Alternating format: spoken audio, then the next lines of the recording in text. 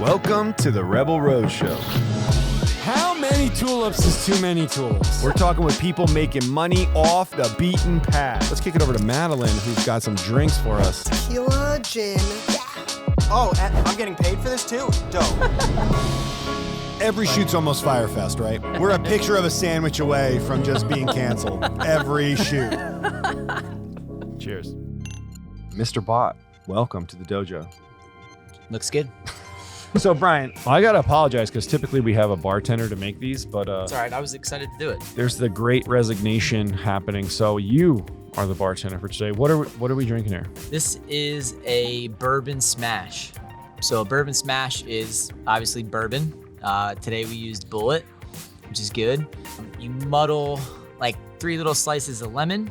You use the juice of a half a lemon. And then you add a little bit of maple syrup, shake it, pour it over ice, and it's delicious. This is not your summertime drink, though. No, not yet. I've only recently started drinking these, so They're good. I'll let you know in the summer. But Well, they're cheers, good. Cheers, buddy. man. I appreciate it. We'll make sure to tip the Yeah. tip jar. Yep.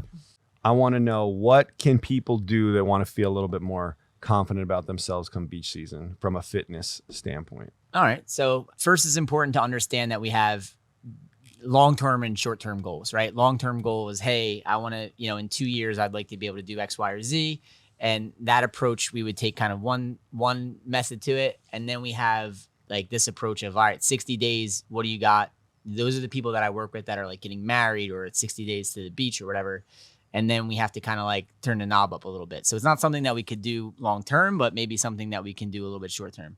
When I'm working with clients, we just try to figure out where are their gaps? What are they not doing that we can add to the plan, right?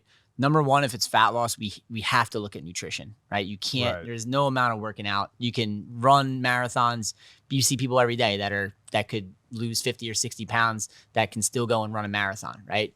We have to keep the goal the goal. If the goal is fat loss, then we're gonna eat in a way and we're gonna train in a way that's best for that. So in terms of nutrition, we try to keep it simple for people. So if you can imagine a plate, right? Divide the plate in half. Half of that plate, just make it vegetables, right? So you have half of the plate vegetables. The other half, divide it in half. So now you have 2 quarters. Make 1/4 of it protein. The other quarter of it, some sort of starch, right? So it can be a salad, some chicken, and some rice, right? You can put whatever you want into there for nutrition, but rather than having people measure stuff and just do things that they're never going to do, if you can do that 3 times a day, you're going to be infinitely further ahead than anybody else, right? Or anything that you're doing now. Eat like an adult is what we call it. Eat like an adult. I Yeah. like that. Do you feel the majority of your clients, not majority, but a vast number of gym goers are going there to like offset bad behaviors, and so they're kind of stuck in this infinite loop? Absolutely. So the one thing that we try to get, and it's hard because everybody's in such a rush, but is try to really identify what people are doing this for in the first place. The sooner that people can kind of identify, we just like call it like your fitness values or your nutrition values, the easier setting a goal becomes, right? Because some people think like they don't know what their goals are, to be honest, right? Yeah. When I work with athletes, it's very easy to identify what their goal should be.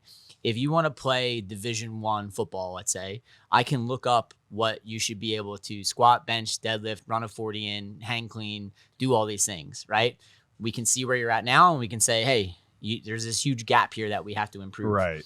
For people in general fitness, they have no idea what their point B should be, but they're very clear on their starting point. I'm not happy. This is not me. This isn't how I like to look or feel. They just have no idea.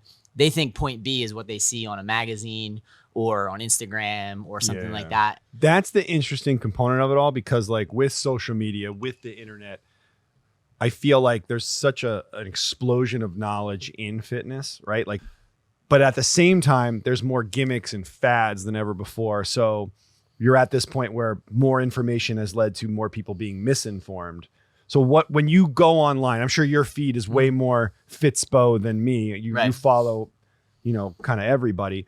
What's the shit that you see on Instagram that drives you crazy about like, that's just flat out wrong or that's stupid? Like, what are the things that drive you nuts that you see every day? I think the biggest one is really just being misleading. So if I'm going to pitch one technique like, hey, use my exercise band, and this guy or girl is just absolutely jacked, right? And they're like, all you need to do is take my class and it'll make you look like this. And it's like, there's no way that that person looks like that by just doing this one thing.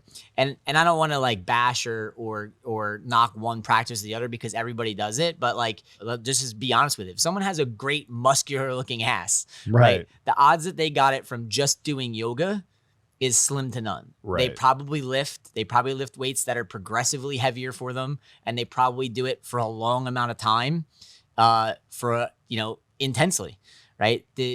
There is a science to this stuff and it can be very simple, but to your point, it's like there's 100, like the average person isn't going to be able to sort through all the noise and say like, hey, what are the 3 or 4 things that I really need to focus on doing if my goal is X? So the main thing is really just that misinterpretation. Like, hey, here's my body. Here's what I look like.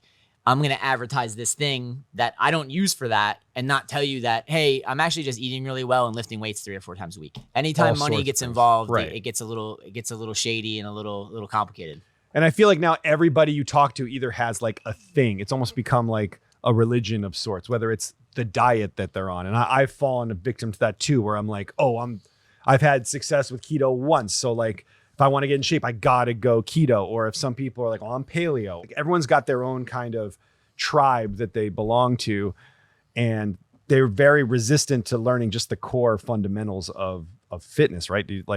Yeah, I mean, everything works for the same reason, right? Like sometimes you'll see in some of my posts, I use the hashtag no role models, like and I'm using that reference as like for the same reason. Like you can't get attached to like, this is the only way that this thing works. All diets work for the same reason. It got you to eat less. But that feedback loop that you talked about is the most common thing that we end up like dealing with clients. Cause they'll come in asking for our help and they're like, well, I know what I need to do. And I'm like, all right, so why are we here? Like, if you know, like, and that's what happens. It's like, we choose some sort of diet that has a name, right? Keto, paleo, intermittent fasting, carb cycling, doesn't matter, right?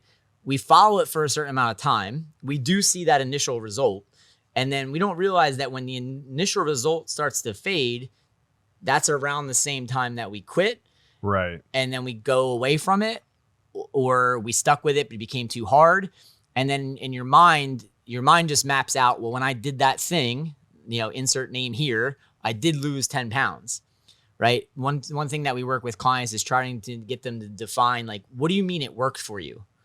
Like if it worked for you, you wouldn't be here, right? We're back to where you were or even worse, right? Yeah, they're probably like I did this for 3 weeks and I got and it worked. 6 compliments in a week and it worked. And it's like, all right, it worked in a 3-week vacuum, right? Like, and that's why we're talking about like there's tools for a job that you might do for a 3-week project, and there's tools that you might use for a job that's a year or a lifelong project. Those things can be different. They all work for the same reason. They got you to eat a little bit less. You never hear a low protein diet, right? Most diets usually try to get you to focus on eating some protein. There's not a lot of diets that encourage you to eat processed or refined foods a lot. And there's not a lot of them that tell you to steer away. Well, now there are, because this is what happens, right? There's nothing else to attack, right? So there used to be, you would never hear of a diet that said not to eat vegetables, right? Now there's diets that like vegetables have micro levels of like some sort of toxins in you. Is that for real? Yeah, like, and it's just completely made up science, or it has the most minuscule level of truth to it. That it's like, yeah, if you ate like this whole tree over here every day, then maybe you'd have a problem. But like, yeah, like a cup of broccoli, you're going to be fine. Like it's not our biggest problem. You had an amazing post once I saw. It said, if you have a friend that's telling you that you need to stop eating apples to lose weight, you need new friends. Yeah. New friends. Yeah. So and that's what happens is like, it's attaching to little pieces of success. You can go on Google and find answers to justify anything that you want to believe. Fruit will kill you, right? Protein will kill you because it's going to hurt your kidneys. Don't drink too much water because, that could hurt your kidney. Like there's any way that someone wants to sell something or be contrarian, because that's like the new popular thing to do. Like, oh, this is working for a lot of people, I'm just going to create this other thing that's the complete opposite of that. Right. and I'll advertise that and I'll get my following that way. Which makes it rough. It's a very crowded space of information to try and like. And everyone wants to stand out. Everybody wants everyone. You know, if this gym's doing 10 reps, we're gonna do 20. If this gym's telling people to eat 1,600 calories, our diet's even harder. You're gonna do 1,400. Like, and it just becomes like this one-upsman of either nutrition and training, and it's silly because a lot of times like you try to explain to clients, hey, I'm gonna let you work out less, and I'm actually going to try to coach you to eat more, and it's going to be a lot easier. And they're like, nah, I'm going to do the starving and work out 7 days a week type thing. Yeah, you know, yeah. and because the misconception is that harder is better, more is better, less food must be better. Right. So we spend most of our time trying to slowly convince people to change those things and see how they feel. You know, that's why I really wanted you on the pod, because your philosophy, I think, is really refreshing. Like you instilled in me like a lifestyle change where like I get mad if I don't go to the gym now, when I wasn't like that for, 30 some odd years of my life. I have not wanted to go to the gym. And now, like, if I miss it, I am angry.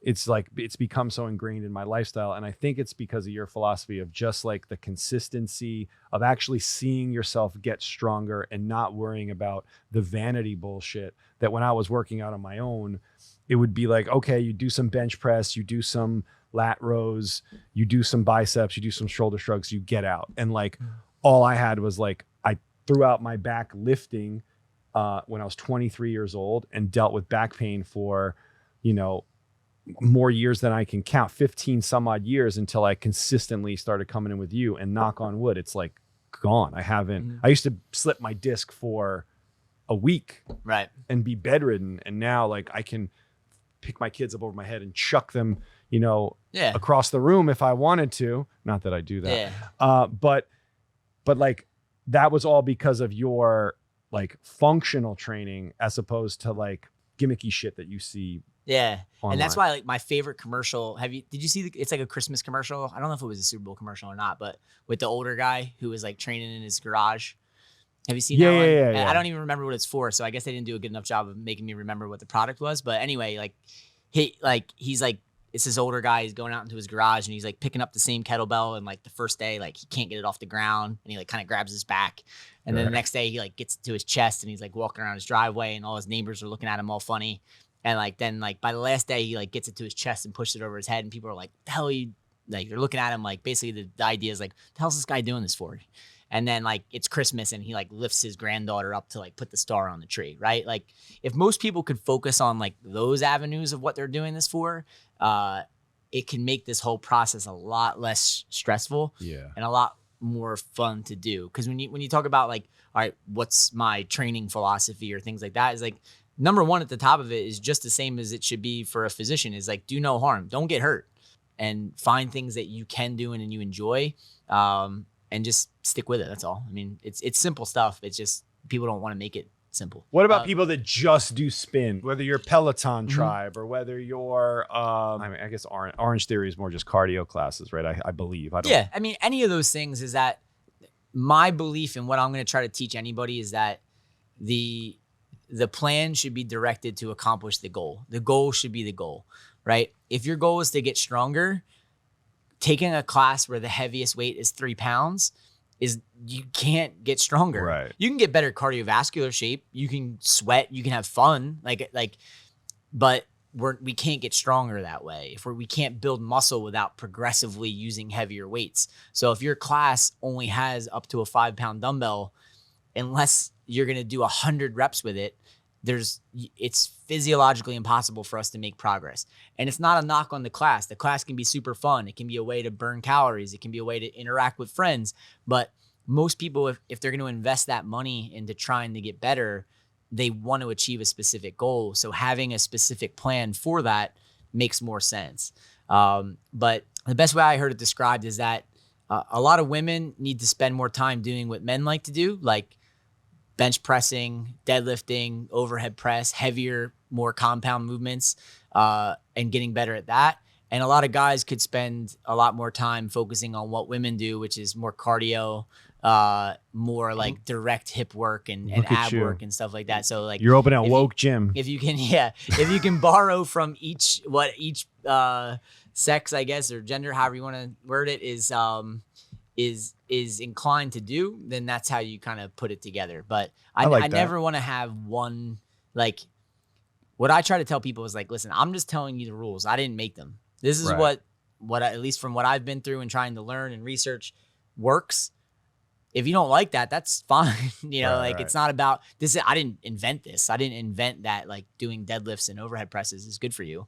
Right. Like, I'm just telling you that seems to be what works for people. I mean, you're constantly getting data from your clients, and like you're treating this like the science that Sure. it is, and you're learning from that and adjusting constantly, right? Well, that's the good thing about having a decent amount of members and having 2 gyms is that we get all that data, right? We can say like, hey, we're going to make this one little tweak to our programs this month. Let's see if people like it, right? Like, what's the tweak? What's the tweak that we made this month? Your rest Fucking periods, you right? cut my rest like a motherfucker, and I'm dying after these classes. We're not standing around talking about stuff anymore. It's like, hey, Pete, you got There's a lot going on in the world. You got 30 seconds. So we got to, that's cool. But in 30 seconds, we're rolling. Does it shock you that I talk a lot at the gym? Yeah. And I'm there with Katrin, so it's a double edged. So the benefit that we have is we have that all information. So if I'm going to make one change, I can get a sample size of 300 throughout the month and know like, hey, no, that really worked. And if those 300 people are doing check-ins, we can see like, hey, did this make a difference? But for most of our clients, they have to enjoy it. If they don't enjoy, like, all the science in the world can be great, but if people are like, hey, Brian, this sucks, like, I'm never coming back. You do. I I want to brag about you a little bit. You do a really good job of building community. Like, I think part of it's like those Spartan trips that you guys would do, or just like the general vibe at the gym. Like, there's also like always a good team building community with the people you hire and just in general. How important do you think that is, especially when you see the tribal mentality of all these like brands that are out there? I would say it's the only reason that we were able to survive like something like COVID, right? If we were just a $19 a month, like, hey, we got a bunch of stuff over there, you can use it. Like, they're servicing a certain population too, but like, at the end of the day, if all you're providing is equipment rental, then when something like COVID happens, people aren't even going to think twice about being like, hey, I need to cancel my membership, right? Yeah. We had so many of our members that were just more than willing to keep their membership going, because I'm not selling you my bench press, right? You can go to another gym that probably has more machines than we do and nicer, shinier equipment, but like, that's not why, like, to your point, like, that's not why people are coming.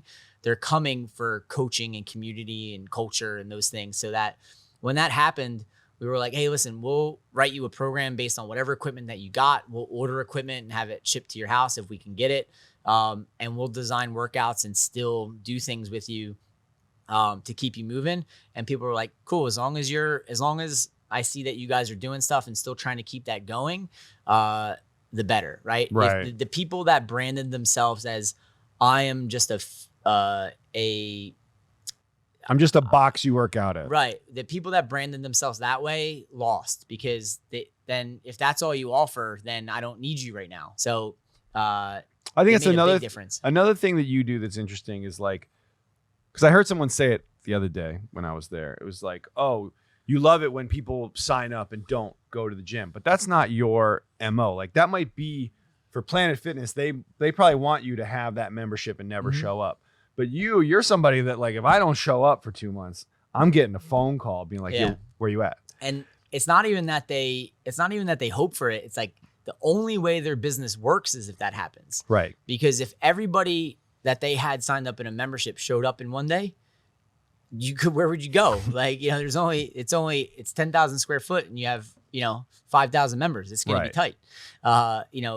Their whole business is built upon the fact that you're going to sign up for this and not use it. Where ours is the exact opposite. Like, we shoot for our gyms to have around 150 tends to be the number that we see to be manageable, because we can maintain those relationships. When we get above that number, you lose some people, and then below that, obviously you don't want to be below it. But yes, our number one goal, our number one thing that we track in terms of like just talking straight business about it is lifetime client value. How long does a client stay with us is the most important thing to us. Not necessarily, I don't care how much they pay per month, what membership they do, all that stuff is secondary. It's how long do they stay? Because if you're not coming in, right, you're not going to get results, period. Right. Right. Like, and inevitably what happens is great. Okay. Your credit card went through 2 months and you didn't show up. Great. But as soon as you realize that and you're like, hey, I'm spending all this money, I'm just going to quit. We really try to do our best. Like, we have systems in place that if 2 weeks goes by and someone hasn't checked in, our manager calls and says, hey Pete, I noticed you weren't in, like, everything all right? We need to get you on the schedule. And that's helped us tremendously because we track everything, and the people that get the best results are the ones that come most frequently. Right. It's not surprising. And that also shows that, like, wow, like from a client perspective, it's showing me that, like, wow, they really care. Like, they're on top of me. Like, they're going to call me out on my bullshit. Like, that's part of the reason why, like, yes, I could go and work out and probably get a sweat, maybe not get the results I want, but I could probably convince myself I'm doing something. But I kind of go there for the accountability aspect of it. I think that's one of the reasons that if you can afford personal training, that you should do it, because one, investing in yourself that way is definitely the greatest investment you can make. Now, I understand that not everyone can pay for that, but, like, do you think it's important for people that even if they can't get regular training, to at least, like, spend, like, some kind of consultation, or 2 weeks or 1 week or 3 weeks to, like, try to get, like, some sort of guided path for themselves? Yeah. So that's pretty much exactly what we recommend, is that if, like, we understand that there's always there's a budget, and there's what people can afford and things like that. But whatever, if you had a limited budget, my best advice would be to meet with a coach, have them do an assessment for you, and write you out a program, and maybe meet with them once. Even if a coach was charging $150 an hour, if they can teach you these exercises and go over it with you, and then you can do that for a month and then come back to it, that would be infinitely better than doing something on your own. Are there plenty of great books and resources and courses? Yeah, there are. But most people just don't have the time to do that type of legwork with it. Right. Right. You can go on YouTube, but, like, who's going to check your form? And are you doing something that's going to hurt you? Like, doing it right is just as important as knowing how to do it in the first place. And back to all the stuff that we talked about before with Instagram, one of the biggest mistakes or myths that people think is that they need to, like, this muscle confusion, and you need to change the exercise that you're doing, like, every single week. It's like, exercise selection is probably the thing that we would change the least with someone, right? I've been doing dumbbell rows for the last 15 years, like, right. And you just try to use heavier weight, you use different rep ranges, but the exercise itself, like, if it's a good exercise for you, it just stays in your kind of menu or cookbook, and you can, the sets, the reps, the volume, the intensity, all those things are more important things to change on a weekly or monthly basis. But the exercises, if you learn, like, the 1 or 2 good lower body exercises for yourself, 1 or 2 upper body exercises for yourself, and 1 or 2 core exercises, just hammer those until you get really, really good at them. It's like, most gyms' dumbbells go up to 150. Like, can you row that? No. Right. All right, well, then let's stick with the dumbbell row. Like, if you're on a budget, right? Like, if you're a person who likes randomness and spontaneity and things like that, well, then you're probably going to need to use a coach that can make sure that you're still choosing random things that are getting you going to the right direction. But if you're the type of person who can be like, no, last time I did a 45-pound dumbbell for 10 reps, that's 450 pounds. Next time I used a 50-pound dumbbell for 10 reps, that's 500 pounds. That's better, right? Like if you can be that analytical about it, then you can get really, really far just sticking with that and trying to like match yourself and go forward. But meeting with someone in the beginning who can analyze those things for you and get you started would be the best investment that you can make, because not everybody, like, I don't have you deadlift, right?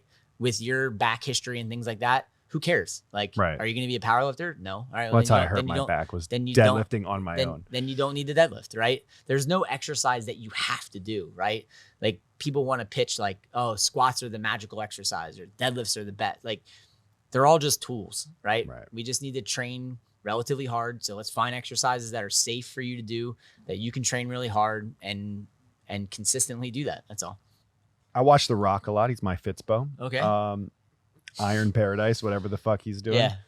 I'm not big enough to wear his shirts, but I'm a big fan of his cheat meals. They inspire me quite a bit. Yes. His 8 pancakes, his full Hawaiian pizza. Sushi that would fit this entire table. Yeah, he's got. So talk to me about your philosophy. How do you feel about cheat meals? If you're The Rock, Yeah, if you're The Rock, you're Michael Phelps, you're The Rock. if you're The Rock, have at it, man. Have your cheat meal. But the phrase I always give back to clients, it's not cheating if you're not in a relationship. Monogamy is not part of They their. are not in a relationship. They are eating pizza on Tuesday nights and then Chinese on Wednesday and then and then sushi on Friday nights. That's fair. I can't call it a cheat meal. So it's not a cheat meal if you're not following some sort of plan for some sort of amount of time. So let's go back to the start. Cheat meals are something that bodybuilders use when maybe they hit a little bit of a plateau because they've been dieting really hard for a long time. Without getting into the total science of it, basically your body says, holy shit, we're starving. I'm not letting go of any more of my energy stores, right? Fat is extra energy. Your muscle is like your bills, right? The more muscle you have, the more bills you have to pay every month, right? Okay. So if money's not coming in, you're gonna be like, man, what bills can I cut back on? I have all this muscle. So The Rock's got a lot of bills. He's got a lot of bills. Okay. Yeah. But he's also got a lot of big checks from what I've heard. So we actually shouldn't be using the word cheat meals because none of us are in that kind of relationship for the most part. For the average person, weekend warrior. So the idea behind it is, hey, all these hormones that are now being secreted to tell your body to kind of chill out. If we can give it, it's like if I turn the thermostat right now down to 50, it's going to overcompensate. If I can have one big, large influx of calories, your body will then say, oh, look, no, plenty's coming in. You can keep letting go of fat. No problem. The problem is that, someone like The Rock, if he's getting lean for a new movie or a content, whatever he's doing, he's been in a calorie deficit probably for weeks, maybe even months. Right. And now he's starting to feel sluggish. Maybe he notices the weights that he's using in the gym are going down, or he's not getting the same pump that he was getting. So periodically having a cheat meal like that can kind of like reset that metabolism to let you keep losing body fat. If you haven't lost, that's just revving the engines. Yeah, if you haven't lost any body fat yet, we can't supercharge that. We have no engine. Like, we need to make some progress first. With that said, a planned diet break or a planned time where you're going to do something a little bit more loose can be good, right? If I'm coaching clients in nutrition, I try to go through their week and see, hey, how many times a week do you go out to dinner? How many times a week do you have dessert? How many times a week do you drink? Things like that. And then we just try to scale back to something that's going to fit their goals. I try to get people to appreciate what is the goal for what you're going out to do right now. I have a lot of like business clients that they're always at a client meeting, this, that, and the other thing. It's like, all right, if the goal of this meeting is work, then let's eat and drink in a way that gets you closer to your goals. If the goal of this dinner is to celebrate your 10th anniversary with your wife, then like don't be an idiot and order a salad with grilled chicken. Then have the cheesecake. Right. Yeah. Go out, have dinner, have whatever you want. And then the next morning, like it's not your anniversary anymore. Right. So like the pork roll, egg, and cheese the morning after is where like now we start to compound the problem. My wife calls it the fuck it button, where she's like, if I break my diet and I have one slice of pizza, well, fuck it. I'm having 5 of them. Right. So like, same with drinks. Like, oh, I had one beer. What's 7 more? Right. I think that's probably the hardest part. Like, can you actually mentally handle the cheat meal, or are you going to now go down the off ramp? Yep. And to Flavor Town. Right. To Flavor Town. Yeah. So the analogy that we use, and the best way I've heard it used is like, all right, so like if you got a flat tire on the way to work and you just got out and you're like, fuck it, and you're just like start slashing your other tie. Well, definitely not getting to work now. Like that's a good you analogy. Can't, like you can't operate that way. Like you just have to. You would patch it up, and you'd be like, that sucked, and you would just get to work an hour later. Right? That's good to think, right? So next time you're out and you fucking have that piece of bread that you were like, I shouldn't have had that. Don't slash the other 3 tires. I think that's it. That's sound advice. Don't slash the other 3 tires. Most people can get to what their goals are if they're realistic goals, just being 80 to 90% compliant. But people have no idea how far away they are from decent nutrition and eating like an adult, like in quotations. So don't eat stuff that has cartoon characters on it. Right. If your breakfast has a cartoon character, it's no good. If your dinner comes with a prize or some sort of treat that was included with it, that might not be a good idea. If there was a commercial for whatever you're about to eat, like that's probably not So it can be that simple. Like if you ate like your grandma told you to eat, like you'd probably be okay. Like eat your vegetables, finish your meat, and then you get your pudding kind of thing.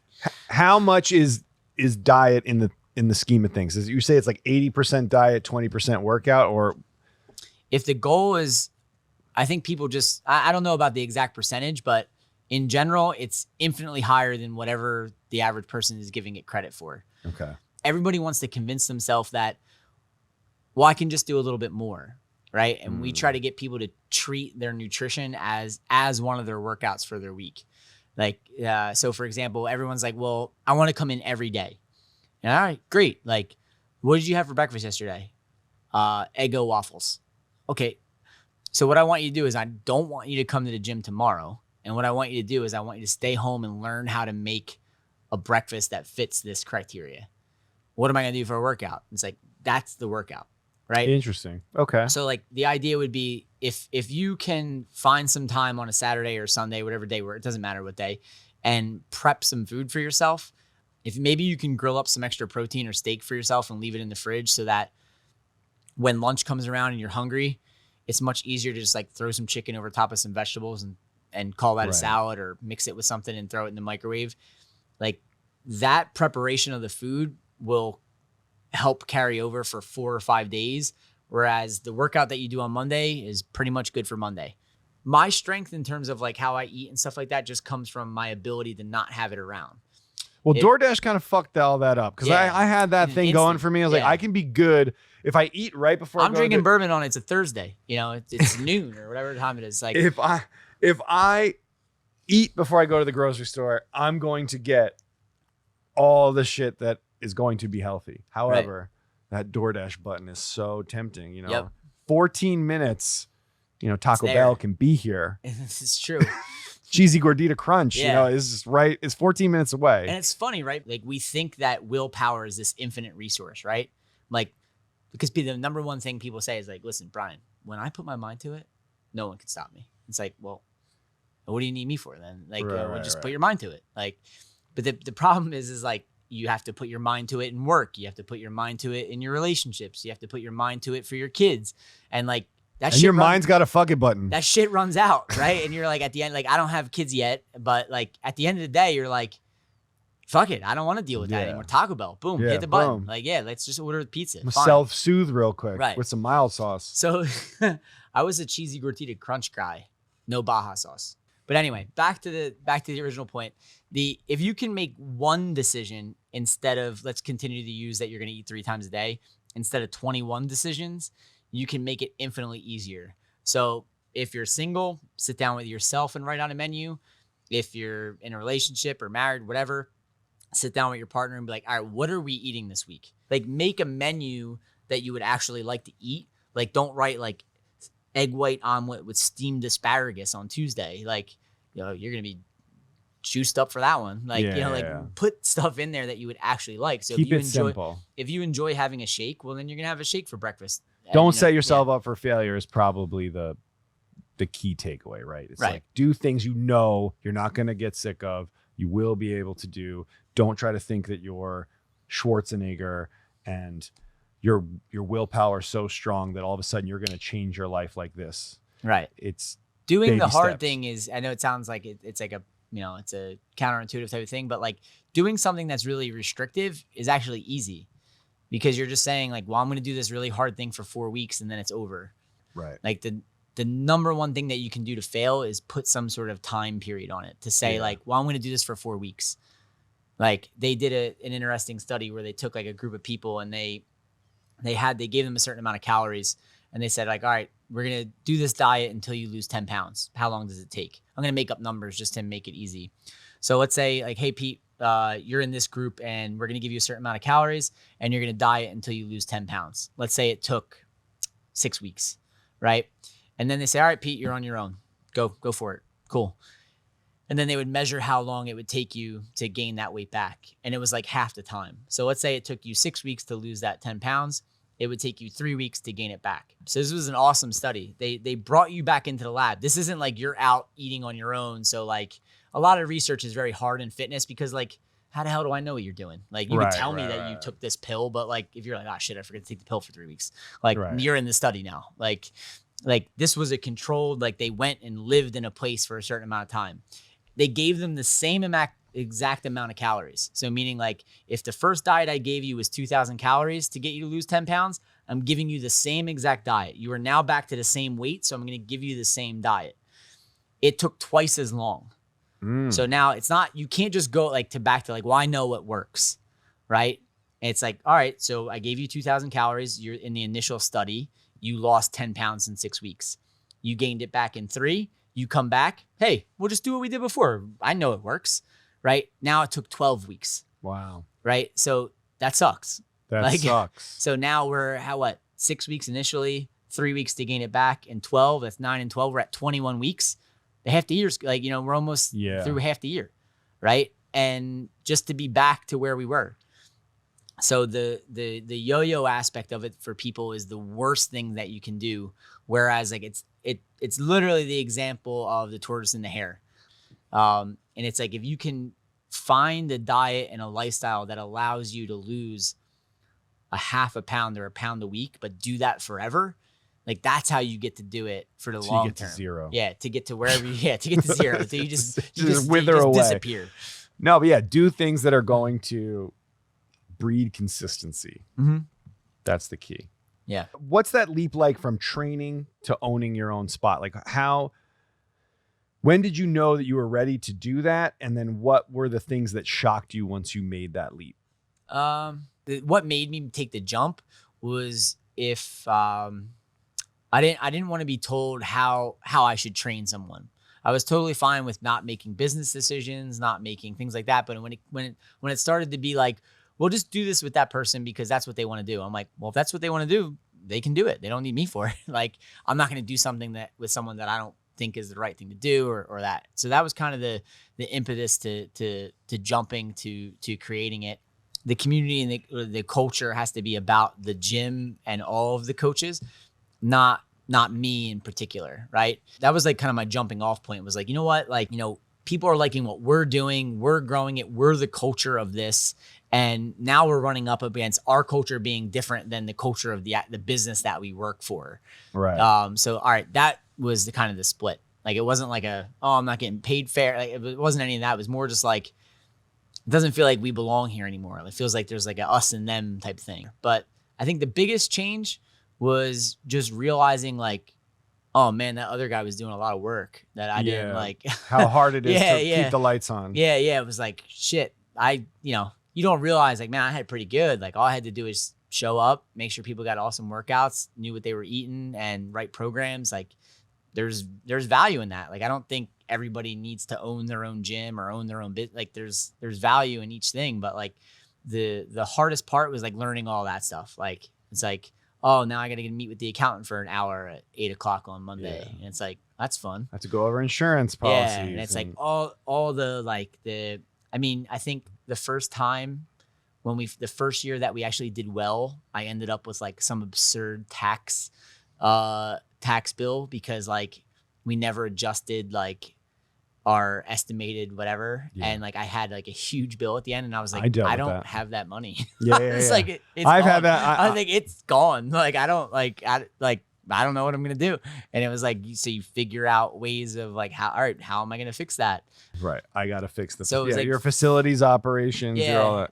And then in terms of like growing, in terms of like the mindset shift between being like an owner and I put in quotations like just a coach is really just your own ego, right? Like it was similar to a text I sent you, right? It's like, it feels good when people are like, oh man, Brian's the best. Oh, you got to work out, Brian. Like that feels good. Yeah. And like, you got to get over like, and like, you have to shift that to like, man, people love training with like Sean, look how well he's doing. And it's Right. like, if I want to help X amount of people, I'm only one person. I can't train everybody, but it's like, you know, That's a double-edged sword though, because there's a part of you that like, so if I'm directing the videos, right? Mhm. And then I have one of my guys step up and direct. Yes, there is that thing of like the first time that they're going to get requested over you. It's like there's a hit sure. on the ego. But at the same time, there's also that point as a business owner where you're so stressed out about the other things that you're like, well, it can't always be me. So it's a double-edged sword. You want it and you don't want it all at the same time. And I think that's a tough juggling act in business, to be like, I need them to want to be okay with it being these guys and Sure. not me, because this whole facility needs to run with my attention being somewhere else. Right. And that inevitably ends up being the hardest part, is the first time, like someone like you coach, maybe I coached them one time and they're like, hey, is Pete, like, let's just say you were the coach, so I'm not using anybody's name. It's like, hey, actually, is Pete available on Thursday? And you're like, oh yeah, Pete's available. Like, you're like, yeah, all right. And you're like, all right, but I coached Pete. Like I taught Pete you know, like Pete was an intern with me. Pete was like, you know, like, and it really is, do you read any of Ryan Holiday's stuff at all? No. Like he was a big marketing person. Now he's like huge into like Stoic philosophy.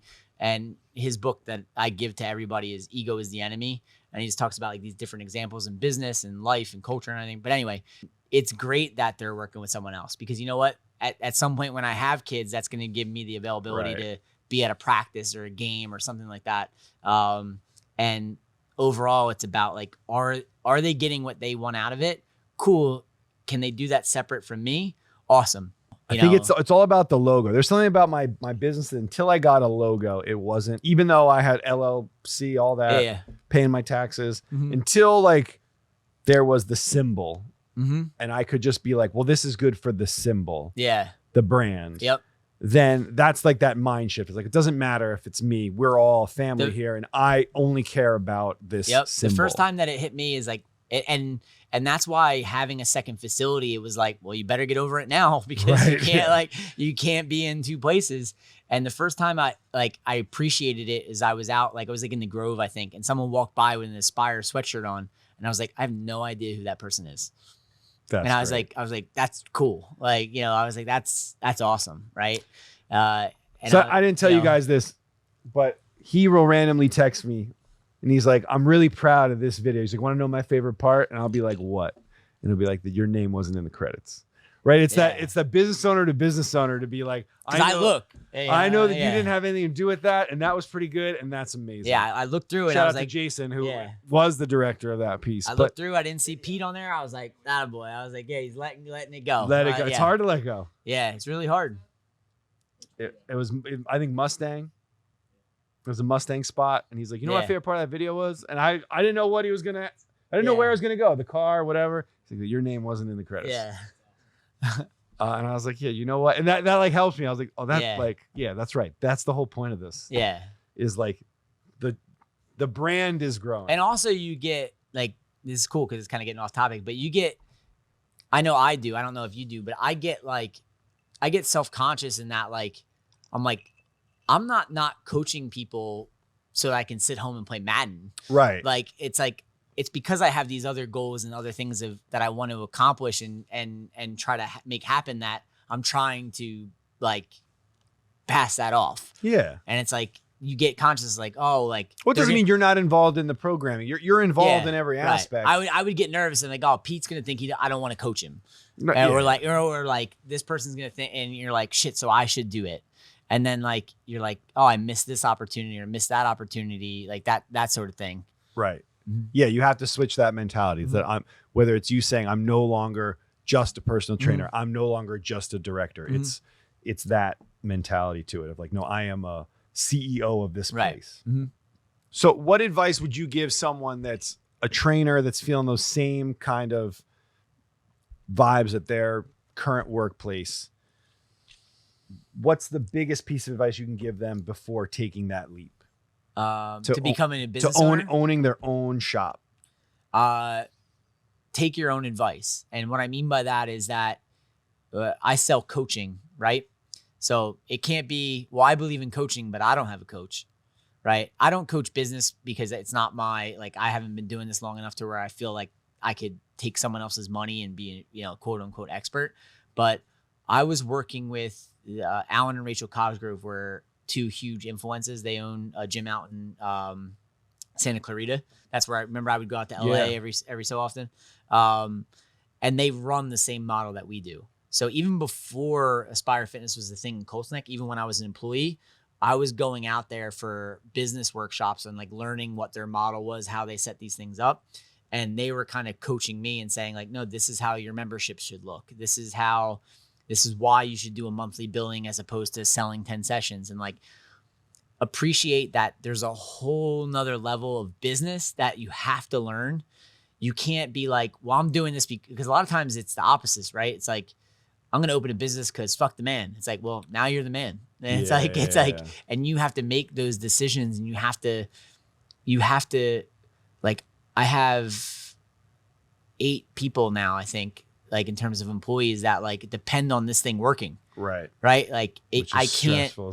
Yeah. I can't, like, especially during COVID. Right. And I'm not patting myself on the back, but like we didn't miss a payroll during COVID. Yeah. And it's like, there were a lot of scary times. Like I was looking at like, like I said, every phone call was, hey, can I cancel for now? Hey, can I cancel for now? And I don't blame anybody. They're making the decision that's best for their family. But it's like, all right, like, yeah, sure. Okay. No problem. Like, and that's stressful. So like really make sure that you're going into business, that you're going to do it on your own for the right reasons, right? Sometimes it's just a difficult conversation with the person that you work for to say like, hey, here are the things that I want. Can we make that happen? You might be surprised. They might just say, yeah, sure. No big deal. Right.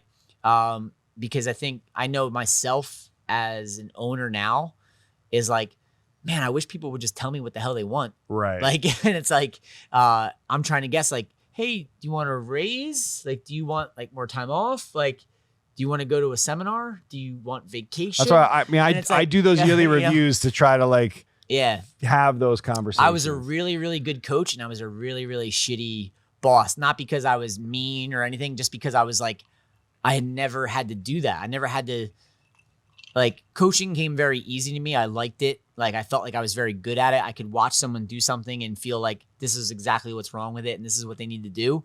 But like, I couldn't tell you why I knew that.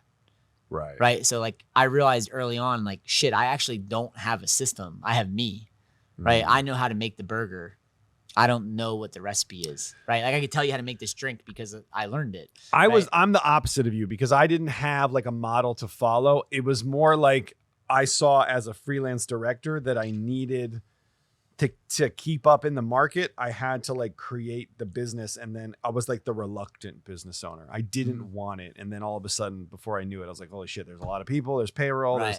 I got the New York workers comp fund coming after me. Like like business just landed on me. Yep. But like, and I figured it out. Now I'm in it enough that I get it. But like the fact you took those steps is just kind of proof to why you're successful in everything that you do is that was a smart thing to do. It was a lot of work and it was a lot of like the amount of work was like that I did initially getting things going was 400 or 500x of what I'm doing now. And like I was lucky that I had good coaches to say like if I had to figure out like how to set up the memberships in the beginning, I can't imagine how much time that would have taken me. Yeah. Or how much you realize, I fucked this up. So next batch, I got to fix it. You know what I mean? Like, those people are grandfathered into this deal that's not great for me. And this is actually what the business needs. Yeah. And you make a ton of mistakes and you just try to fix them. And like, I just try to, like, if I were to give advice to another business owner, it's like, if you made the mistake, then you better honor it. And like, it's like, hey, that's my mistake. I have to eat that. Yeah. Like I have people that that are on old rates and stuff like that I told them, like, as long as they continue, they're on that rate, they will be on that rate forever. Right. Like, I'm not going to go against my word on that. And there's things like, even with employees, inflation, you can do it. But it's okay. You can kick it up. And it's like, but I won't. Right. Like, and that might be wrong. Right. It takes a and lot it's to like, slang those weights around across the country. You know? Yeah. Right. So what are your goals now? Like, you got 2 gyms. Is it to have a chain of its aspires one day? Is it to have the workout book? What, to have the YouTube channel? What is the vibes here? That's the hardest question, right? The days that I feel most anxious, or like if I get depressed, is that if I'm like losing focus of like, because when it gets really good, that's when you feel like, what am I doing? Like you wake up, and if you don't have sessions to go to because someone else is doing them, you're like, what the hell am I? Yeah. You know, I think other locations would be fun. I think like initially I had no goal ever to have more than one location. I was like, we're gonna have one location, we'll grow it. It can get, you know, we know the numbers. If it gets to this number, then great. And that opportunity came up, and we were like, it'd be stupid not to do this. And now it's like, I was talking to a friend who has multiple business, and she was like, 2 is harder than 10. She was like, if you can do 2, she was like, you can do 10. Because like my other, to go back to the business coaches, like they said, like having 2 locations, just, it halves your strengths and doubles your weaknesses. Right. Like, cause now you have to spread your best coaches out, right? They're not in one place, you know, like, and so, but it forces you to fix, like, I didn't realize like how many holes in the system that we had, because like if me or who's now my business partner were there, we would just take care of it. Yeah, I got it. No problem. But then when you're not there and you're like, all this shit's going wrong, like when you have a second location, you're like, man, these things have to be improved. But then once you improve them, you're like, there's no reason there can't be 4 or 5. Right. But I think for me, there's professional ones, which might be like more locations, things like that. It's important for me that one of the things that the reason I started my own company as well is that I wanted people to see personal training and coaching as something that they could do for a career, right? Personal training, if you go to any big box gym right now, it's more of like a until I type career. Like, oh, I'm doing this until I can go back to school for X, or I'm doing this until, you know, I can go to physical therapy school, or until I finish this, that, and the other thing. Because the pay usually stinks. There's no benefits. There's no retirement plan, like all those different things that like our coaches get. Oh, that's cool. That we want to make sure that they know, like, hey, listen, are you going to make $250,000 a year as a coach? No, but like, hey, you can make a good living. You can have a retirement plan. Like, our coaches have benefits. Like, we can do those things. Consistency is valuable. Right. We try to make it where like we can have great coaches and know like they can have careers. So from like a professional standpoint, there's that. And then from a personal standpoint, it's like, I made this little list in my phone of like trying to like, I think you had it in the notes, like change 1,000 lives. Yeah. And it's like, cause we all have it, right? It's like you get to a point where like either you have anxiety, depression, things like that. You're like, what the hell? Anything I'm doing doesn't matter, right? Like, it doesn't matter. Like, if I didn't do this, like someone else would just do it, right? And like having that little list. So like anytime someone makes a comment, like when you said the stuff about like, I don't care if you mind sharing, but oh, like this thing for me and Catherine was really great for our marriage because we were like passing ships. We never saw each other, but now we have this like Date 3 times a week standing date. I put that in my phone. I think that people should know that, especially when you have kids, your relationship changes. Like, and you put yourselves on the back burner, but like we drop our kids off at school.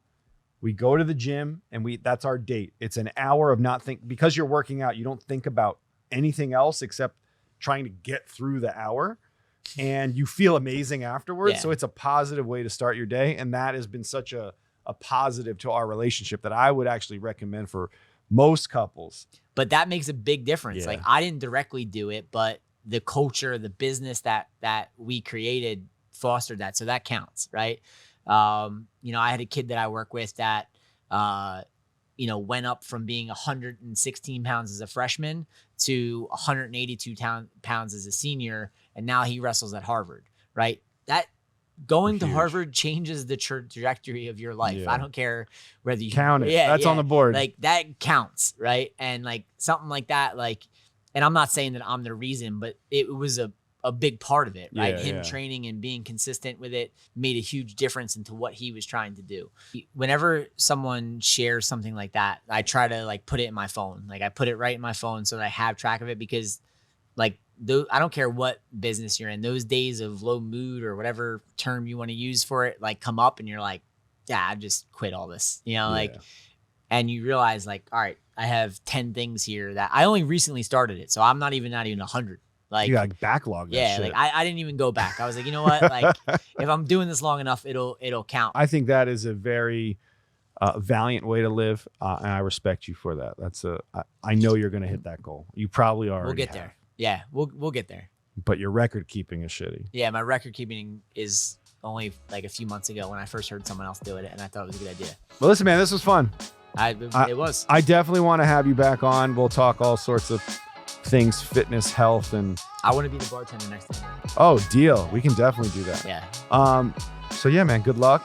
Thank you. appreciate it. You certainly changed my life. So cheers to you. You have a And, new drink to add to your. You can put it on the. You got to get like a menu list of all the guests. I do. individually. Yes. Yeah, we'll name This it will be mine. the Bott Smash or whatever Yeah, this is. I Is like that what that. this is? Yep. Yeah. Anyway, That man. would work. Thank you. All All right, we're out. Zucks, send it to me.